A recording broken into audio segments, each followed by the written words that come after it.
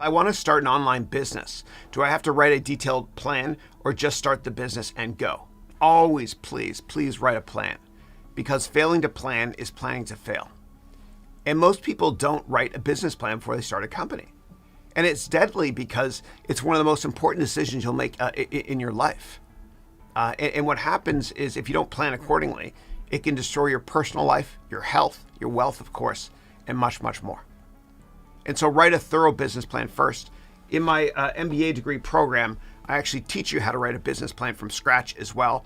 I've helped many companies get founded. I've been on plenty of boards. I worked in venture capital. I've written many business plans too. And the way you know you have a great business is if you finish the business plan. I know it's a weird thing to say, but hear me out. So if you start writing a business plan, I give you all the tools and arrows in your quiver in my MBA program for this. If you start writing a business plan and you realize after writing 2 pages of the 150-page business plan that I provide you with, the template, after 2 pages of writing it, you realize, oh my God, this is not a good business.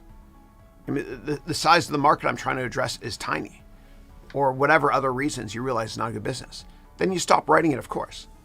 And so again, the measure of a great business model is if you finish the business plan. Same thing with stocks as well. Please don't invest in stocks without doing a write-up first. And you got to read all the filings as well. This is the Facebook IPO filing from 2012. We do a case study on this in my MBA program. And I invested in Facebook in my venture capital firm when it was private and then when it was public.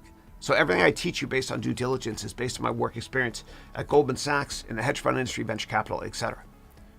And so before investing in a company, do a write-up. And I provide you with tools for that as well. And after you do that write-up, if you still feel great about investing in the company, then invest. And let's say a year or 2 goes by and the stock is falling and you're like, oh my God, I want to sell.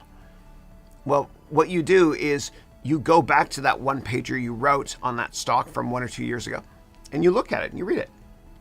And what you can do is you can ask yourself this. Okay, the stock is down a lot right now because of reason X. Had I known about reason X when I made this 1-page report on the company 2 years ago, had I known about that risk X, would I have still bought the stock? If the answer is no, sell it. If the answer is yes, buy more.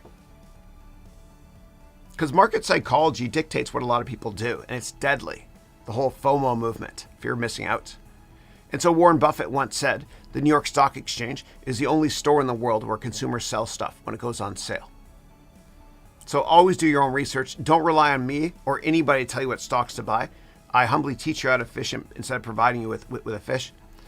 If you rely on other people for stock tips, then you'll lose confidence and you'll sell at the worst time, which most investors do.